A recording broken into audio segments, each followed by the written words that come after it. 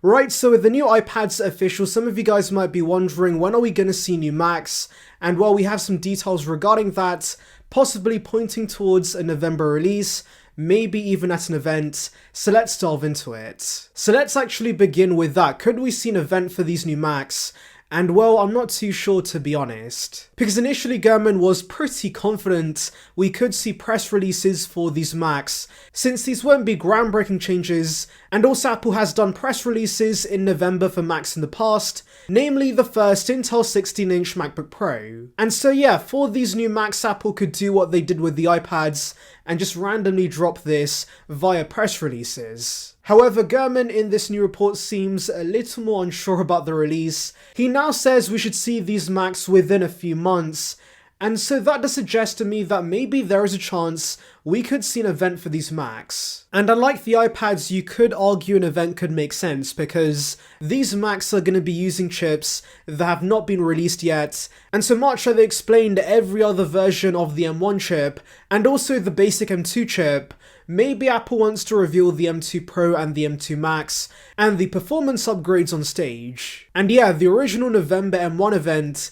was basically all about the chips. The products themselves were identical to the Intel models, and so yeah, maybe Apple's going to give us a relatively short event where we could see Apple explain the M2 Pro and the M2 Max on stage. And to be honest, Apple did have a 9-minute video regarding the new iPads in an Apple event format, so maybe Apple's initial plan was to give us an October event with the new iPads and Macs, but because the iPads really had nothing revolutionary about them, Apple instead decided to release them via press releases. But with the Macs, because the M2 Max and the M2 Pro chip are technically new chips that have not debuted yet, maybe Apple wants to release that separately via an event. And especially if the rumors are right about 3nm coming to the M2 Max and the M2 Pro, these should be big upgrades, and so yeah, maybe there is an event for these Macs. Another possible explanation as to why we could see an event actually brings us to the possible Macs that could debut at this event, because maybe Apple wants to give us a preview of the Mac Pro. So yes, I know Gurman does say that we should not see a 2022 release for this,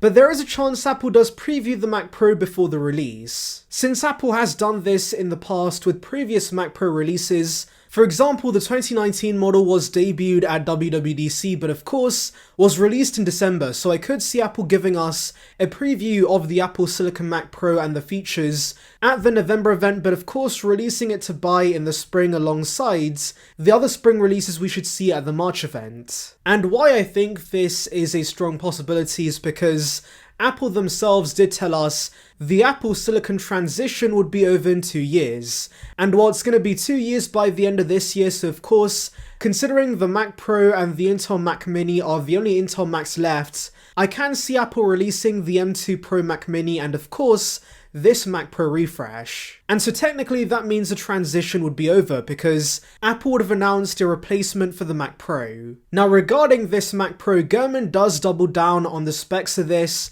He says there should be options for 24 and 48 CPU cores, 76 and 152 GPU cores, and also up to 256 gigs of RAM in this. Now the interesting thing for me is that Gurman does suggest there could be 2 different chips for the Mac Pro, which is pretty interesting since I was expecting this to get just one chip, which would be the M2 Extreme, but it seems the M2 Ultra that of course many would expect the Mac Studio to get, could come to the Mac Pro instead. And actually Gurman in the past has told us the Mac Studio might be killed off and was always meant to be a stopgap device, and so yeah, maybe that is the case. Now Gurman does also say a Mac Pro configuration is being tested as we speak, and this seems to be the base variant with the M2 Max, so 24 CPU cores, 76 graphical cores, and 192 gigs of memory. Interestingly, the Mac that's being tested has macOS Ventura 13.3. Now of course, 0.3 releases have dropped around springtime, so again I do think there's a chance Apple previews this Mac at the November event and then makes it available to buy in the spring alongside the March event releases. And yeah, the Mac Pro's release would explain why Gurman said we should see Macs release within the next few months. Now do remember guys, this is a theory of mine which could be false.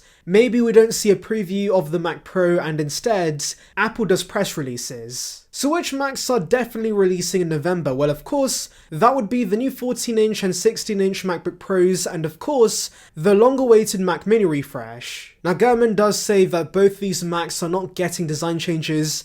Really, the only change is going to be the chip, and Gurman does tell us the M2 Macs in the MacBook Pros should have 12 CPU cores, 38 GPU cores, and up to 64 gigs of RAM. Now, of course, with the Mac Mini, the base model gets the M2 chip, and the higher-end version replacing the Intel Space Gray model should get the M2 Pro chip. And I can see this model being pretty popular because there are some wanting better performance than the regular M2 chip, but don't need the overkill performance of the M1 Max in the Mac Studio, so of course, an in-between desktop Mac would be perfect. And yeah, don't expect the M2 Max in the Mac Mini because we should either see that in a Mac Studio refresh or the Mac Pro refresh. And for those anxious about throttling with the M2 chip with the base Mac Mini, do remember this has much better cooling than the MacBooks, and so I don't think there's going to be any performance issues with the base Mac Minis. And yeah, if the price for this is the same in the US, I think this is going to be a fantastic product. And I say US because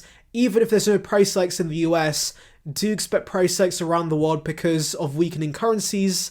And so ultimately for those outside of the US, the best thing about these new Macs is the fact the existing models should get cheaper. Now, for those wondering about the release date for these Macs, we don't know anything just yet, but obviously in the past, the M1 event took place on November 10 and the press release for the 16-inch Intel MacBook Pro was on the 13th.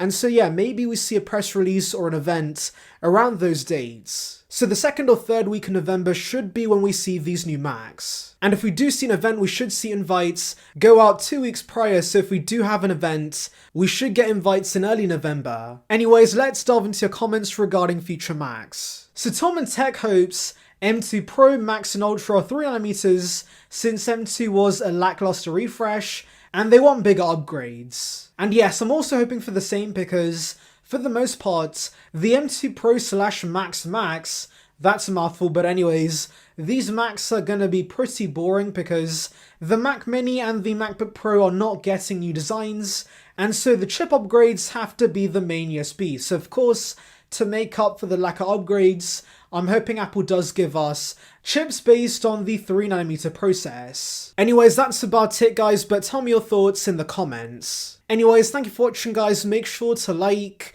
and subscribe for the latest Apple news and rumours. Check out the video above on details regarding the iPhone 15 series, and on that note, see ya peeps.